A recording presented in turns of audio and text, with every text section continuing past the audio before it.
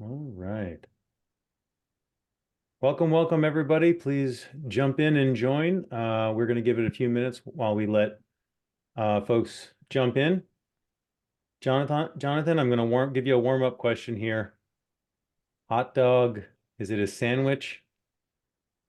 That's the question.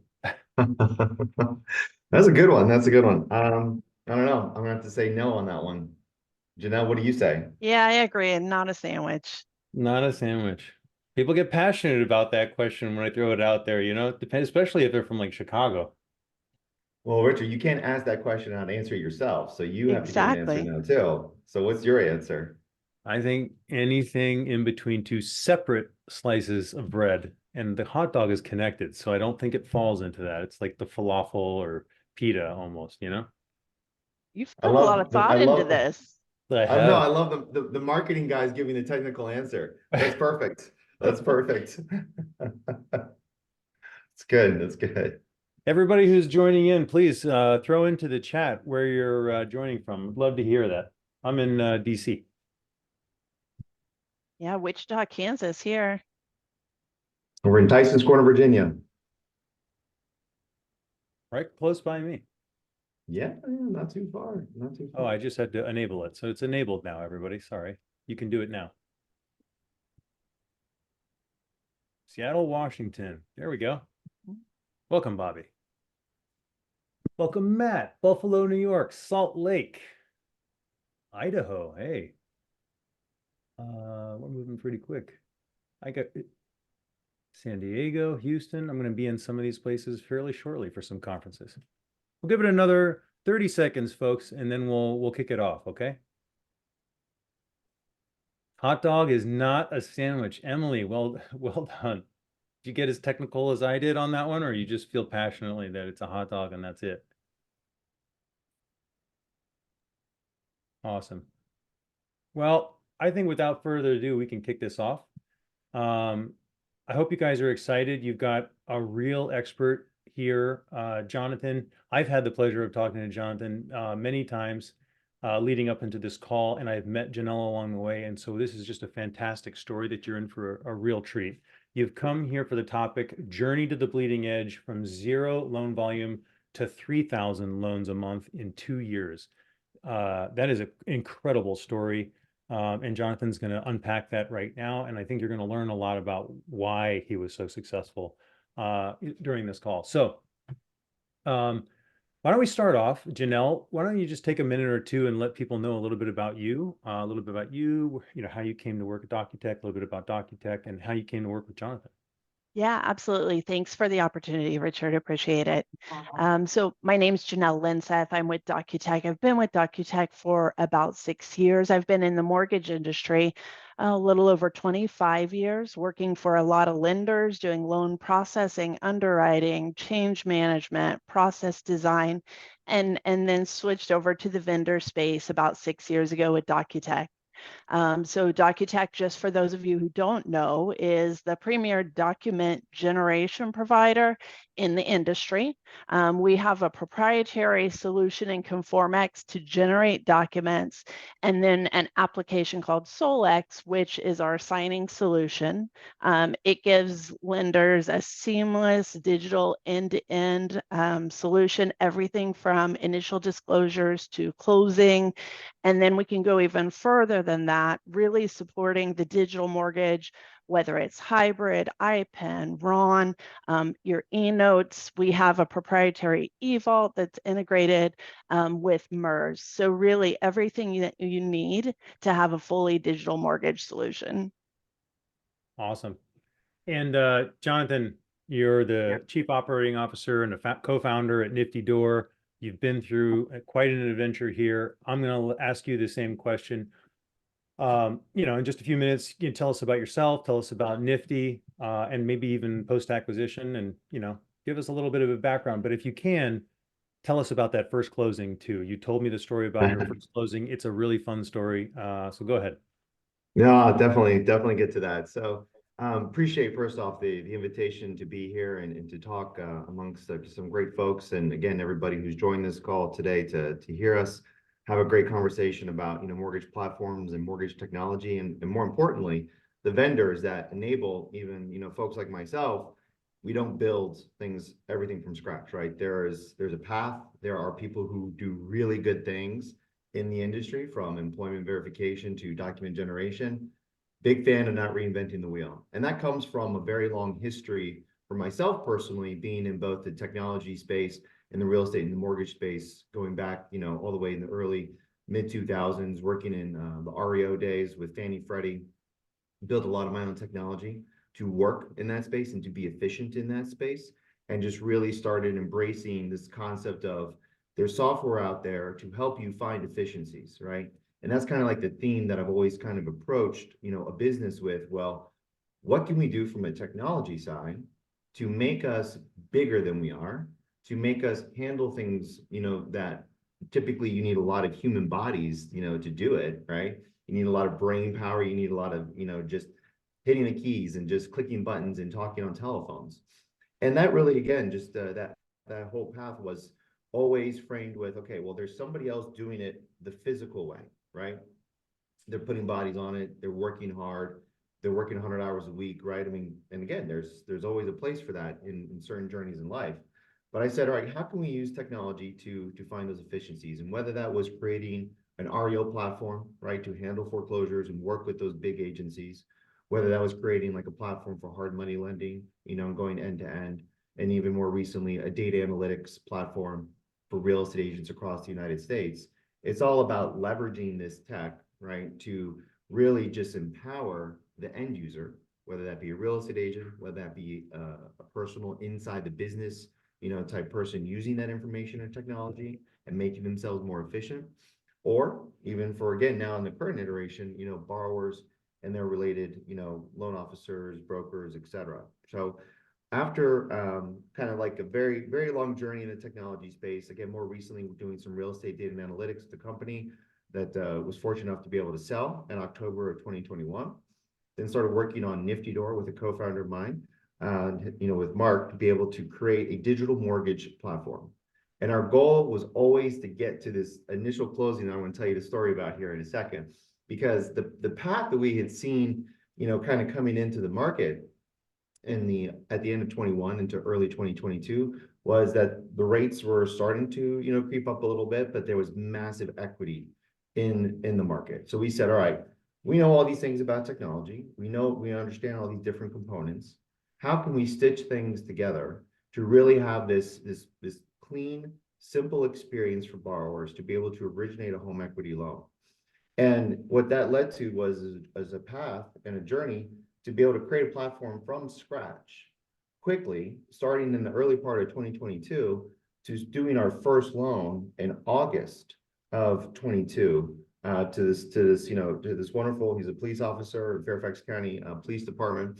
And I'll tell you about the closing here in a second. But what was great about that was we went from having nothing to integrating with folks like DocuTech and, again, other vendors and partners out there that enable us to be able to have that best-in-class technology. But more importantly, we looked at the process end to end, and we said, okay, well, in a home equity, this isn't an agency type origination, right? So you're not selling this loan to Fannie Mae, you're not selling this loan to Freddie Mac. This is a bespoke type product on the home equity side. So how do we start with a clean sheet design? Because I don't need a full 1003. I don't need all of these types of documents. Now, of course, we're going to be compliant. There's plenty of rules to be compliant towards, and we're not going to skip any of those steps. But what can I do from end to end? So one of the things we looked at was being able to control and manage throughout the entire process, from the moment that borrower comes in, signs documents, sees our offer, signs documents, go through the entire underwriting process, all the way through to closing and receiving their money, and they can do it all on their iPhone or Android. That right there was a reimagination of this process to say, well, we didn't have to bifurcate to say, okay, now we're done with the file and we're going to send it over to Department B. And then they're done with the file and they're going to send it to Department G. And then they're going to send it to, good luck department. If you're ever going to hear back from them and get an approval on your loan, you may never know. So that's a different department. We call them something else.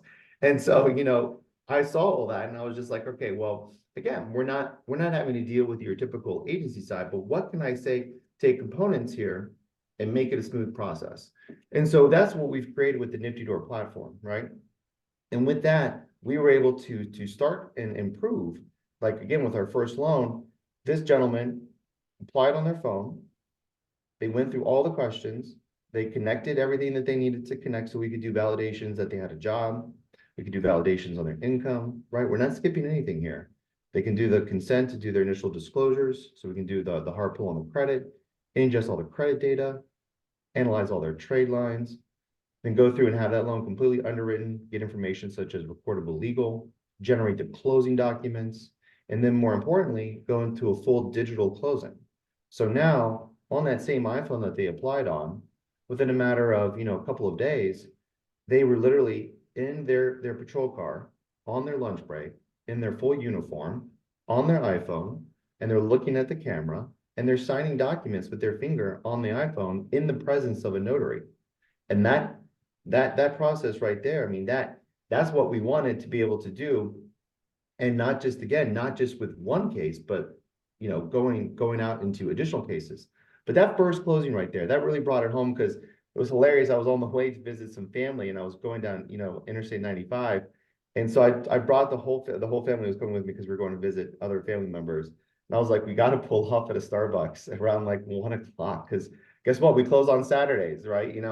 When you're doing digital closings, why would you just do Monday through Friday? So anyways, it's a Saturday, pull over, I got to find a Starbucks, love coffee, but I needed their internet access because I was going to join the closing, because you can pop into these and say hi. And, less than 7 minutes, we're done. We're done. Paperwork is signed, it's notarized. We go into our rescission period. They've connected their bank account digitally, and we use RTP, which is a real-time payment. So that means as soon as their rescission period is up, that money is sent to their account, and it's a posted immediate available. So it's faster, it's cheaper, it's faster. It's basically, if you think of like Zelle or Venmo, that's all RTP type payments, right? And so here it is, we had that entire digital experience from the application all the way through the underwriting, through the closing. We have a secure closing. We can see the borrower. We see their driver's license. We have a copy of it. We have the video we can use if we need to go back and check anything. We got an electronic recordable, deed of trust and a HELOC agreement, recorded it at the Fairfax County Courthouse without any issues, which is integrated into our system through Simplifile to be able to do electronic recordings. And it was done end to end. And that was a real, again, there was a lot of work leading up to that particular stage. But being able to see that, for our first closing, a police officer on his lunch break, getting a home equity loan, which it was a great start to this side of the journey on the mortgage technology side. That's awesome. I love that story. Quick question. I want to just kind of touch on a couple things. What was the date of your first closing that you just talked about right there? What was the date? I want to say it was like August 25th, 22. August 25th, 2022. Yeah. First one was August 25th, 2022.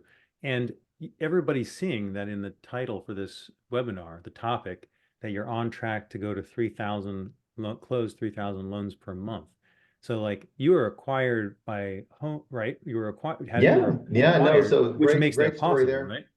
Yeah, no, I mean, and to be clear, I mean, we started with 5 licenses and we thought, oh, well, this is amazing. Well, I think many people on this call, especially from the executive side, it's like, if you're going to do volume, you can't be licensed in 5 states, which again, that's a rookie mistake. And we're all going to make mistakes and I'm going to continue to do that. But with that being said, we had an amazing chance to get connected with the leadership over at Homebridge, based out of New Jersey. And so we started doing the home equity loans because we support a broker process or a wholesale process with our technology platform, right? And so we started closing these loans for them, and their team was just reporting back, positive customer experience. Again, the digital nature of the application, the simplicity. We offer, again, optionality when it comes to many different aspects of the process, from valuation to other things. And so that made its way up to leadership, and we were able to get connected with them and have a great, kind of conversation about, well, let's do, 2 and 2 equals 7, right? So let's take the fintech that we built and you have, 30 years of history, right? A positive, wonderful history. You have 50 state licenses. Let's get together and let's do this. And that really was the start of the journey. And we closed that in June of 2023, and then immediately refired up all of, things that we needed to do to get to origination and lending in all 50 states. And so part of what that involved was not just the coding and technology, but regulatory compliance. I could tell you about rules that are at the county level, rules that are at very esoteric state levels, just these things that got dusted off that, you know, wasn't even crossing my mind, but we worked with it, and we focused again because our product is very specific, right, on the home equity line of credit side. And so getting to be able to lend in to all 50 states, like key states like Texas, right, which we'll talk about some details there in a second, and New York too. But part of what we had to do is, again, work with our technology partners to say, all right, well, we're doing, back to that original example, that digital closing, everything, we want to keep everything digital. But everybody on this call knows there are some states where you can't do that digital, right? So you can do everything digital. So the underwriting, application, underwriting, the review, all of it. But still, the state or the local government office is going to say, we got to have that ink signature, right? Could be black pen, but generally they want the blue pen. They want the notary seal and the stamp, and they want a lot of dead trees delivered to their office to make sure that it all goes through. And so, like in Texas, for example, you have to close at the office of the lender or an office of a settlement attorney, right? So what we had to be able to do was to say, okay, well, our preferred path is this digital, simple path. It's cheaper, it's faster, it's easier. Like literally right now, I could bring up a dashboard, I can see closings coming back and documents and just validations and everything. And just it's there, it's done. With physical, there's an extra step in the process. But part of what we've been able to do is to bring that technology mindset, right? To say, okay, well, now we know when a notary appointment is scheduled. We get a confirmation with that notary's name and phone number. We get a confirmation back of when that notary appointment is done, and the documents are scanned back by the notary. You get a confirmation when the documents come back to the facility where they're all sent back to by the notary. So even though there's a lot of physical involved in that particular path, it's still a very digital managed, right? Because without technology, I start shaking because you just wouldn't be able to keep track of it all. You wouldn't be able to keep track of it all.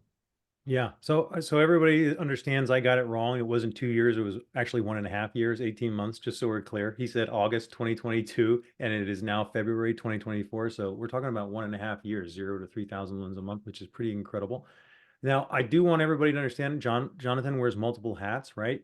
His company is lending, right? Selling loans. But at the same time, he is also the owner of a technology company. So he wears multiple hats, right? And he can speak from different perspectives. I definitely think that this is a lesson of going from bleeding edge to cutting edge, right? I think most bigger developed companies would not do what you've done, Jonathan, because it's an experiment actually for a lot of it, right? But you've now proven it and gone from bleeding edge to cutting edge, and cutting edge is already kind of what's just becoming acceptable, you know what I mean, and becoming mainstream. So let's dive into this a little bit about how did you actually start working with DocuTick and Truve, if you don't mind? For anybody listening who doesn't know what Truve does, income, employment, asset, insurance verifications. People are saving 80% over the Work Number. It's an open platform, open finance platform for consumer permissioned verifications. Anyways, Jonathan, how did you start working with Truve and DocuTech, and how are you pushing us so much that it's just like no vendor has experienced before to actually like reinvent ourselves almost to work with you? Oh yeah, that's a good one. I mean, I remember when back to starting kind of with DocuTech on that journey. I remember I reached out and I was like, okay, well, have you done an integration to like proprietary platform, right? Full API and so on and so forth. And they were like, oh yeah, we've done a couple of those. But again, most of the industry might use like a traditional off-the-shelf platform, which they're great. There's nothing wrong with that at all. Again, we're a very bespoke kind of like, focused product. And I was like, oh yeah, so what, like 30 days or so, a couple weeks, we'll get the integration up and running. And they're like, not quite, like not quite. There's a little more to do on that. And again, we pushed them, they pushed us, because also too, is with any relationship, right? It's never just one person. Like they'll ask us a question. So if we take 3 weeks to respond, then that delays it 3 weeks. So, our response is we respond in 3 minutes, right? Or as fast as possible, or more humanly possible, right? So part of what we had to do is work with both the DocuTech team and deep integration. And their tech team is great to work with because they made it as straightforward as possible for us, because we had to do work. We had to build all of this out, right? This is just massive amounts of information being transferred back and forth. But to build that out and to be ready where, we wanted to be able to originate a loan, build the packages and everything. So really, really pushed each other on both sides of that. And I'm sure there's definitely, there were some days where I was like, guys, come on, we got to get this done. We got to get this done. We got to get this done. One of the things when you think about too, and like how we found True, is not everything that we, from a partner perspective, when we look at, okay, who we start with versus who we end with, right? And one of the things that brought us to True was actually initially was their insurance product, right? Because we started moving around a little bit on our underwriting bench, as I call it, and started to say, okay, well, as volume is picking up, this insurance verification started becoming a bit of an issue because of just, it wasn't as structured as I like it, to be able to say, okay, where can we find the problems and what can we do to fix that, right? And so basically what we did is we started to say, all right, let's do the truth. Let's do this insurance thing first. And it worked out great. Fast integration, especially for any of your tech teams out there, on the API side. Brought that in, started getting all that insurance information, right? And then one of the things that we're able to do is we saw how that worked with the borrowers, what the experience and feedback was. And we said, all right, let's also start trying this now on the income side, right?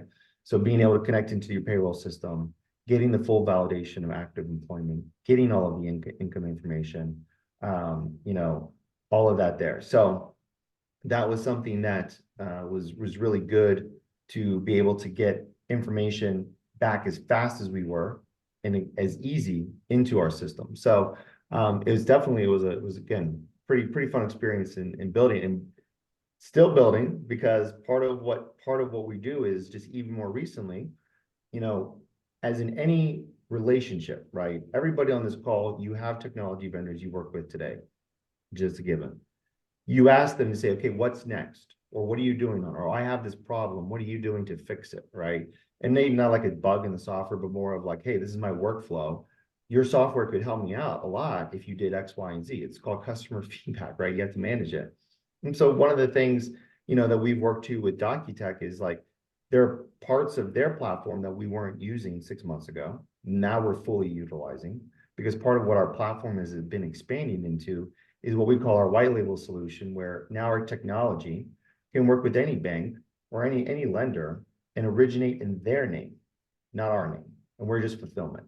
It's our platform and technology fulfillment. So we bring everything that we bring to the equation if we were the lender, but we do it with somebody else, their colors, their branding, their NMLS ID, right? So we had to start, going deeper and deeper and deeper and saying, okay, what can you do here? What can we save time on here? How can we make this work, right? And then also too, on the Truth side, part of the insurance thing is my team was like, hey, Jonathan, we love Truth for the insurance, but, right? Because there's always a but. You can't just say it holistically. But they were like, if it doesn't work, right? Like for some reason, if like they have a smaller insurance company, which if you think about like in California and Florida, where you start having these high costs of insurance, right? Some people are going to the state insurer, or some people are going to more smaller companies.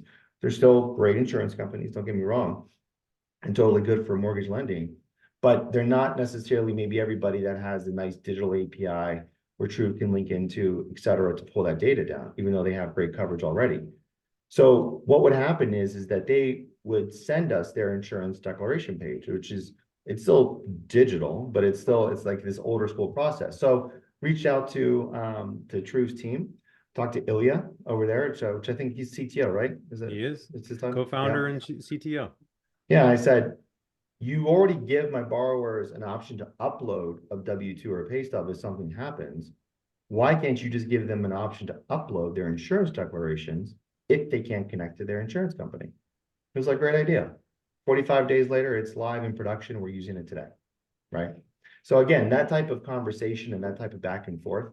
And again, we've integrated that already into our system. Our system pulls down the documents. If it's uploaded, we know it's there. Our system can review it. Our team can review it and go through and pull that information in. Because one of the things that we've found is that technology is great until it isn't, right? And what I mean by that is that you can have this very digital experience, and then all of a sudden you need to talk to somebody, or somebody needs to review your file, or somebody needs to dive in and say, well, what's going on here, right? Because if you focus hard and fast on a digital approach that has zero human involvement, you're actually going to find that it's actually not a good borrower experience, right? And that can sound a little bit different than what we're just talking about with, like, you know, the smooth flows and everything, but it's a critical component, because at the end of the day, all of our borrowers are human, and, you know, they may have a question, or they may need to produce a document, or they may need to do something related to that fulfillment. Not like a question about, well, what's a HELOC, right? Not like that, but more of just about like, hey, what's this document, or what, you know, what do you need that for, or, you know, how can I answer your question, right? So Yeah. Quickly, Jonathan, someone had asked in the audience, Daniel had asked if what was the conversion for employment, for the verifications, employment and income verification. And I know what it is, but I don't want to share it unless you're okay with it. I'm totally fine with just sharing our averages too. So it's up to you, man. yeah, you know what, so I always say to, and definitely I love it to come from you, because you guys know your numbers the best. You built it. But what I'll say is, because there were some other questions too Daniel was asking, which is great when you talk about like a digital process, right? So one of the things that I also say is that because we're a digital platform, we attract generally loan officers or brokers who are inclined to a digital process, right? Even though we offer many different, you know, kind of options, that digital process, you know, it's going to be, think about it, right? Like, some people just want to go to the grocery store. They like going to the grocery store. They like walking the grocery store. They like seeing the fruits and vegetables, right? Like, oh, I want to pick up that particular steak or that particular piece of food, right? Whatever suits you. But others, they're like, I'm busy. I got kids, I got work, I got things to do. I want to come home and I want Instacart or Uber Eats or whatever service you prefer. Just put the food on the front doorstep, and I'll bring it in, and then I'll cook it for my family, feed it to my family, right? I don't have time to go to the grocery store. I will equate us to where that Instacart, where that Uber Eats, right? Is that we're not going to be a fit for everybody, right? But what we're going to offer is, we're going to offer that digital experience. And so Daniel's question is very good about, what do you do when you have a borrower who's in Florida and they filed an affidavit to have their information redacted out of public records? Hmm. And everyone would ever run into that. So we have a process. So our system will actually say, if you put in your address and it says, hey, we can't find your address, you put in a manual address. So that might be an esoteric duplex or triplex or quadplex. It might be an address that's, you know, confidential information because of the nature of what you do for a living, or something that's gone on, you know, and you don't want that information out there. We're still going to be able to support you with a digital process. It's going to take a little bit longer. I'm not closing that in a matter of hours or, you know, a day, but I can support you, because what we've done is we initially built things so rigid. And that's what I think Daniel's getting at, is that the rigidity of digital is like, oh, no AVM hit, we're done. Well, that's not a very good experience, right? Couldn't find your property data, we're done. Yeah. Well, that's not a very good experience. And you're not going to go and you're not going to integrate with any and every single vendor out there to get coverages across, you know, all angles and whatnot. But what we've done is we've learned that the partners and the vendors will definitely have the majority, but where it's that minority of property data, valuation data. So like, for example, in our system, and even on, and again, just like with valuation, you don't get that AVM hit. We can offer you a couple of different valuation options. Might be an appraisal, might be another different valuation product. It just depends on what you want to do as the borrower, right? But it's never going to be a no. Never a hard cold no. And same thing too, when you think about like, you know, that property data. And then even on the employment side, back to talking about like with Truth, for example, you know, yes, the digital integration for us is the best happy path, because if you're W-2, you could connect into your payroll provider and I get your, you know, your income, your pay stubs, and I have your active employment, you're clear to close same day, right? And if you're getting an AVM, you're done, right? You're just moving on. There might be some disclosure period depending upon the state you're in, et cetera. But I can get that clear to close done same day, if not even in just a couple hours. But even what's nice too about the pull-through rate is that then if for some reason that connection doesn't work, the borrower can still upload their W-2 and pay stubs, and all that data is ingested into our system. And to be clear, when I say ingested, it doesn't mean that some human is looking at the pay stub and okay, 20 here, okay, 255 here, you know, et cetera. It's all just it's in there. It's scanned in, it's clean, it's formatted, and we're able to review it if we need to, depending on certain things that we're looking for. I love that. I'll just say that amongst our best customers, conversion rates can be in the high 60s.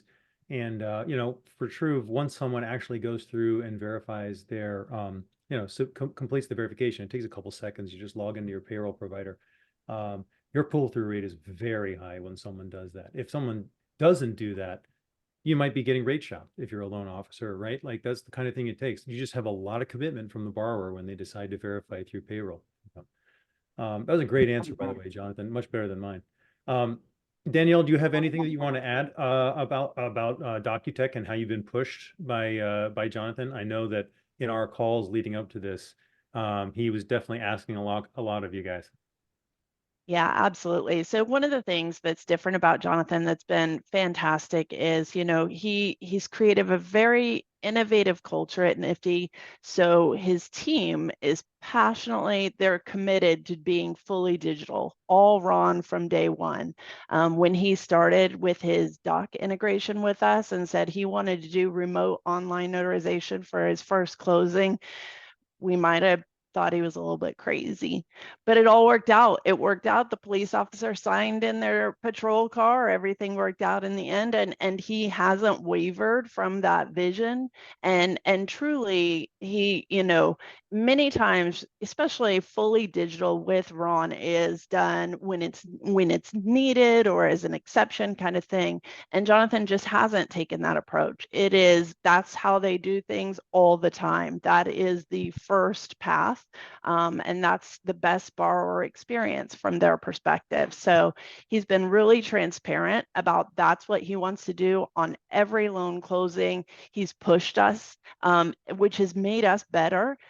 He's willing to try new things. He doesn't let perfection get in the way of progress, right? So if we're trying something out and something goes a little bit sideways, we just readjust and keep moving. And he's super, super supported in having a really collaborative partnership instead of just a transactional vendor relationship. And so the entire team has been fantastic. The other thing that I would say that really sets him apart and his team apart is Jonathan, as a founder, is so involved in every detail of what happens. He can tell you at a 10,000, 30,000 million foot level, but he can also tell you what's happening for every blade of grass that goes through his shop. I guarantee it. And he's very good about providing product feedback to us. So tries new things, gives us feedback, pushes us. Like he mentioned, you know, with Truve, he suggested that they could upload their insurance information if it doesn't work out. That's a prime example of fantastic feedback that just makes us as vendors better. 100%. All right. So we touched on digital closing many times. Matter of fact, it's been the theme here. So what I am going to ask Jonathan to do is just define in your definition what a fully digital closing is. And while Jonathan's answering that, I'm going to wake everyone up and do a very simple poll. Are you able to do a fully digital closing at your organization? So go ahead, Jonathan. Yeah, no, for us, a full digital closing means that the entire process, there's not one physical document involved, right? So, and that to to add to that definition, from the moment the borrower puts in their information into the system to start their application, all the way, not just through the closing of their, in that, remote online notary environment, right? Reviewing docs and signing in the presence of a notary, but then also too, they're getting their funds digitally. They're also, that recording is occurring digitally. So end to end, there was not one sheet of paper that was ever printed or needed, right, to be, sent to somebody. And part of what we've had to do is, when you think about that, from the mortgage world, custodians, banks, et cetera. So we've had to align our software and integrate with custodians out there that can receive these documents both electronically, manage the authoritative copy of these home equity line of credit agreements, right? And then, of course, being able to, again, the funding, transmit money. So we're transmitting the funds as well too, fully digitally in a secure manner. And then, of course, getting it out to that courthouse, because if it's not on record, never happened. And of course, getting the receipt too, managing that, any issues.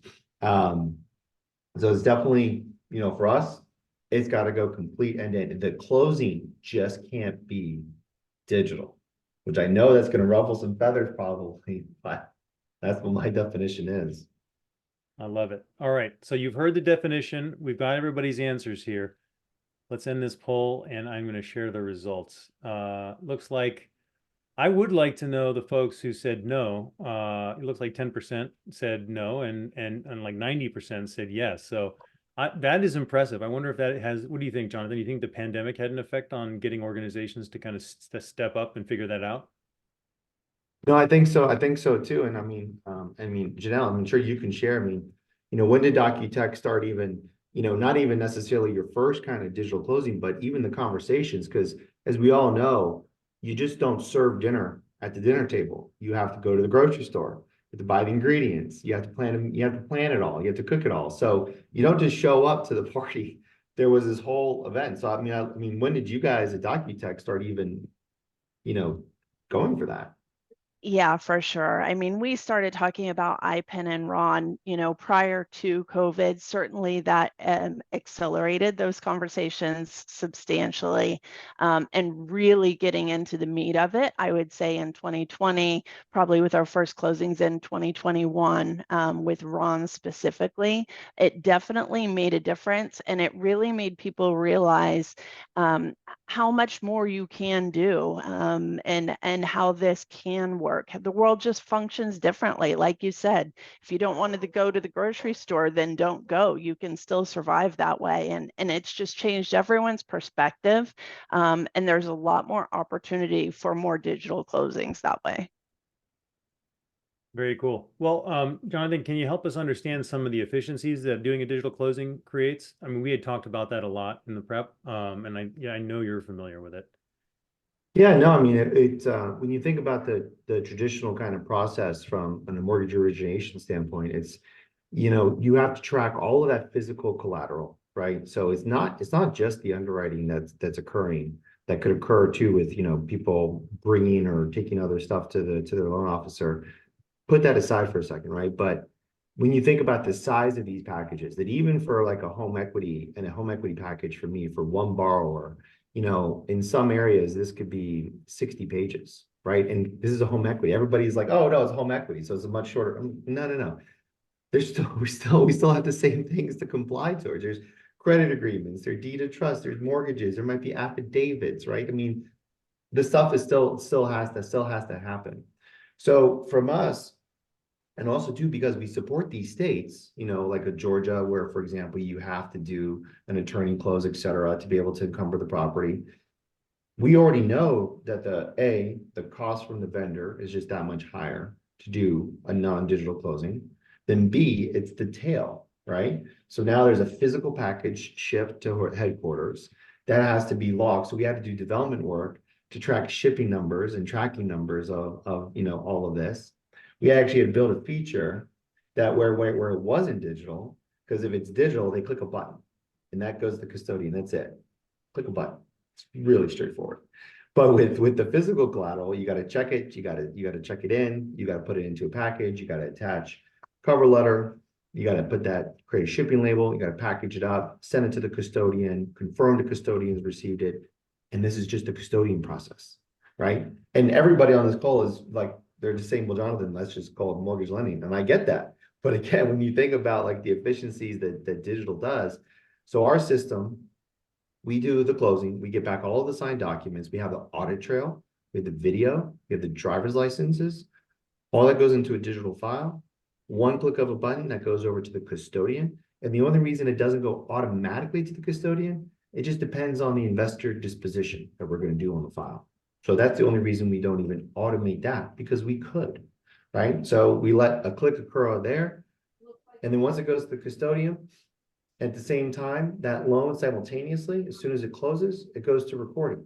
So part of, again, what we do is we have this multiple process that allows us to just have all these efficiencies from cheaper recording costs, faster recording, because on home equity lines of credit, generally, unless your loan amount is over 250, you're not getting title insurance, right? So we're not getting like a CPL or other things on loan amounts below 250.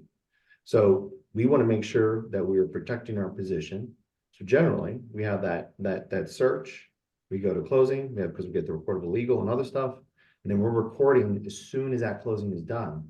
And even if the rescission they want to back out, we'll remove it. That's fine. We take the risk on that, and that's okay. But more what that manages for us is that protects our position there on that recordation. And digitally, we can do that sometimes within the same day, if not within the same hour or two of closing, depending upon how fast the county recorder office is. And it's all managed. Now, again, once you start going outside that, right, got to ship, got to confirm, got to ship again. When it comes to recordings for physical signed documents, it has to go to third-party vendor, because there's 3,200 counties here in the United States. And I don't know if anybody on this call is from Iron County, Missouri, but it's going to take a little while to get your documents recorded in Iron County, Missouri, because they're not digital. So you got to walk it in. And I'm not walking it in. I'm not getting on a flight to Iron County, Missouri to walk in the recording documents. So we have to rely on vendor partners that can walk it in, get the stamp, pay the taxes, get back to us. Well, let me ask you a question. A lot of what you talked about has time involved in between each of those steps of the loan origination process. How important for your business is trying to make the process faster? I mean, what is the impact of speed on the chances of the loan going through, right? Or the borrower sticking with it to the end? Yeah, I mean, but again, for full transparency on this call, I mean, we're not going to be your cheapest option if you're coming to us for a home equity line of credit. Again, I'm going to use that Instacart example. They tell you in the app the prices are higher, and people still use a lot of Instacart. I use Instacart. I'm sure people have used it at least once. Okay, but they tell you the prices are higher. You're making a decision because you want simplicity, you want speed, and you want to get it done. That's us, right? If you're going to be more rate sensitive, right, on that side of the fence, then there's other processes that go to the grocery store, walk the aisles, check the fruits and vegetables, take your time, that's totally for you. So for us, what we look at is to say, okay, on the happy path side of things, right, back to, on Daniel's question, right, when he's talking about that pull through rate, right, because you can have all sorts of things go wrong. I've seen some stuff, right? But when you think about the happy path, which is the majority of, the housing stock of the country, right? It's not 1,000-acre farms in, rural areas. That's not what we do home equity loans on, right? But we could, if we wanted to. But when you think about like the happy path, right? The borrower's coming in, their credit is being run, the AVM is hitting, the property data is hitting, right? All the digital hits are there, and they're flowing right through. And I mean, they can come out on the other side of that, and in minutes. I mean, 5-6 minutes, if again everything is hitting on there. And so, do we get it much faster than that?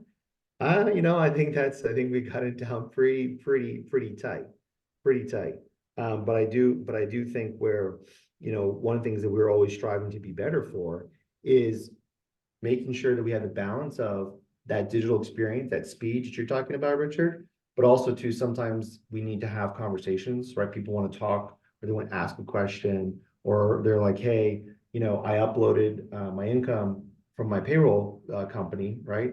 And maybe they say, oh, well, they're not counting my bonus that I got, or my income was just raised, right? These things happen, right? Because there can be a disconnect between that person knows versus what may be, in a system. And that's where, you might have to look at it, or, hey, I don't like the value on that AVM because I completed a finished basement. I added on, this, and I didn't pull a permit, no comment. And so now, that AVM is not going to reflect that. So we got to get an appraiser to go out. They need to measure, take photos, but we give you that option. I think it's a good time to throw a poll out there on speed and just see in the loan origination process, where are you focused in trying to get, in terms of increasing speed? So I've just started that poll, everybody. If you want to just quickly give it a response, take a second. You got to probably read it.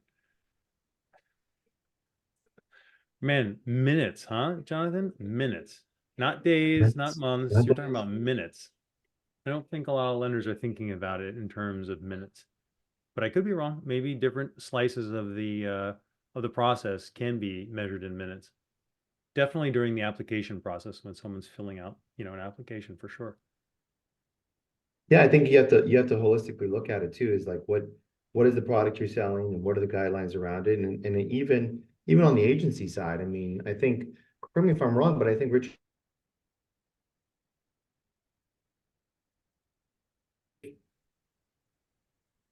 We lost you for a second, Jonathan. You want to just say I was just saying, correct me if I'm wrong. Yeah. No, I was just saying, didn't you just get approved by Freddie Mac on TrueSide for doing the income analyzer? See, this is why I don't ever have to say anything about True, because I've got great clients like you.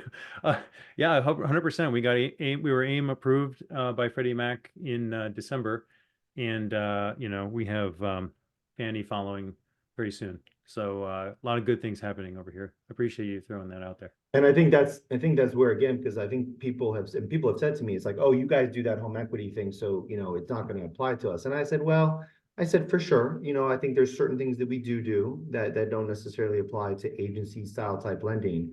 But at the end of the day, I still have to mitigate credit risk. I have to eliminate fraud, right? I have to manage all of these things, and I have to be able to say that my fast process is still going to be regulatory compliant. I'm not going to, create a fraudulent loan. I'm not going to have a loan that's going to have issues. So the themes are still consistent. It's just there may be some additional rules that, for example, you have to use like a desktop underwriter or other tool sets, right, to be able to get their approval. But even the agency side, they're embracing that digital side, and that's really where it's going to be incumbent upon the leadership of the lender to say, okay, what components there can we relook at? Embrace that technology. Oh, embrace that technology. Yeah. You stopped on embrace that technology. We're all hanging on your word. Embrace that technology and bring it into your operations. I love it. Well, I mean, look, Janelle, Jonathan, we just stopped the poll here, and you can see the two kind of winners were document collection. I think True's definitely involved in that part, and closing was the other one. So, Janelle, where do you think Docutech's making the biggest impact for Jonathan and for other lenders? I think closing and post-closing is huge from a Docutech perspective. One of the biggest benefits with the digital closing is the accuracy. You don't have to worry about missed signatures or a notary forgetting to stamp something and having to chase that down and get those documents re-signed. So really, there's a lot of, like I said, Docutech plays all throughout the loan life cycle. But from that perspective and saving time, I think there's a lot of time to be saved with a fully digital mortgage. Yeah. Jonathan, you think I know your line of business with home equity might be different from some of the other lenders that are on the call right now, but does this match kind of where you're trying to get more speed out of your loan origination process? Yeah, I mean, I think we've gotten our process down pretty high. We couldn't do that without a digital, closing process, right? We couldn't do that without a digital document collection. I mean, we're even doing deeper things into to be able to just eliminate any type of friction that we see, because we know where the friction points are in the process. I mean, they still exist, right? Because again, not everybody is going to be in that happy path, right? And I think that's the one thing that we have to talk about and acknowledge as, creators and product people, is that it's never necessarily, well, your demo looks really good, but you're always going to demo the best case, right? They got perfect employment. They're great. They're great. They're a great profile person. Their audio visual works without any issue. No internet delays, as we may have just seen. But I mean, at the same time, reality is just can be very different, right? And so the digital path and the happy path can be very tantalizing, and it's wonderful. But also too, it's always about what are your partners going to do to help you on the bumpier side of things, right? Like maybe there was a disconnection or some crazy thing or whatever it may be. And that's where we're spending a lot of time now, is just saying, okay, well, we're not going back and redoing the integration and pull credit. That's not. It's more of there are, I think, 600 different error messages that can come back from the credit bureau for like what's going on, right? Of somebody's file. Like I've seen error codes I didn't know existed, right? And I'm just like, what is going on here? And it's also too, it's like you think about it and it's like, well, wait a second, they have a first mortgage, so why am I even seeing this, right? So there's things like that where one of the things we want to focus on, and we continue to, is just say, hey, let's make sure that we consider these processes. So again, like back to that whole like pull through question, because I think that's critical when you talk about such a digital oriented process, is that if you don't have that error handling, if you don't have that ability to the unhappy path, self-service if possible, right? You can really have with some upset borrowers for sure. Yeah, I mean, even what we've learned from watching a lot of our great customers use our product, 100% there's nuances that we never even thought of that we had to build for, right? Like you brought one of them up in insurance. Nurses report income very differently than a lot of other employees. So, we've learned a lot about how to best, overcome some of those hurdles. We've covered a lot of the questions. I mean, Jonathan, you were so good answering that you kind of stole my thunder, our thunder on a lot of these questions that we had going, which is fantastic. But I got one more question that I'm going to tee up to both Janelle and to Jonathan before we close. And I want to give everybody in the audience, now is your chance while they're answering this question. If you've got a question that you want answered towards the end, we don't have to wait till the Q&A. Just, go ahead and write it at any time, and I'll make sure we get to it. But in our last question here, where is lending heading here, Jonathan and Janelle? And you can speak to it from, your perspectives, because they're unique from everybody that's going to be on the call. Go ahead, Janelle. Who goes first, right? You go ahead, Janelle. Go ahead. It's a game Go of ahead, chicken. No, I think that, lending is heading toward, I still think that fully digital mortgage really is the direction people are heading. A lot of people have dipped their toes in the water. They can do it, but they're not fully embracing it, fully adopting it. And I still think that there's just so much that can be achieved by, reduction in errors, being able to sell your loans more quickly. There's so many benefits to having everything fully digital throughout the process. I still think there's work to be done there. And I think that's still an area that if people focus on that, they can gain so many efficiencies, which is going to cut costs. Everybody's very concerned about cost per loan right now, and there's still a lot available there just by embracing the technology and actually using it. Not just say, yeah, I can do it, or I could do it if I had to, but actually embracing it and using it on a regular basis. And the only other thing I would say with that is, keep an open mind and be innovative. One of the things that Jonathan's team is very good about is not forcing the technology to work in a traditional or a paper process, but think about the process from a completely new, innovative, technology-driven direction. And you'll see a lot of success and a lot of cost saves and efficiencies. Go ahead, Jonathan. Jonathan? Yeah, no, I mean, I think I said this on a call that the three of us had, before the session, but I'll share it here with this group. And, the founder of NVIDIA, the chip manufacturer, graphics card, maker, chip manufacturer, et cetera. A lot of the AI chips now these days are worked through them. He was quoted as saying, if he had known how hard the journey was, we probably wouldn't have done it, right? And that's where, you have, these kind of, these situations like Janelle was saying is like, the ability to say, hey, this is what the process should look like, right? Okay, now who can I partner with? Be in the confines of regulatory compliance, right? At all 50 states and every county in the United States, right? And federal level. So I got to stay within compliance. I got to stay within what's there.